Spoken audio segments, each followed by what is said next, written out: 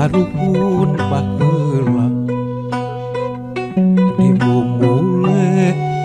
jeung didama-dama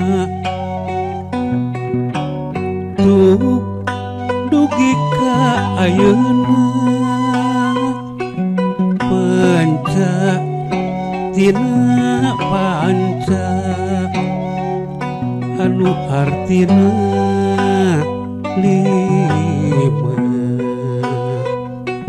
gesit dina igelna kata gerak ipingna jadi jag-jag awakna nolak panca indra cepil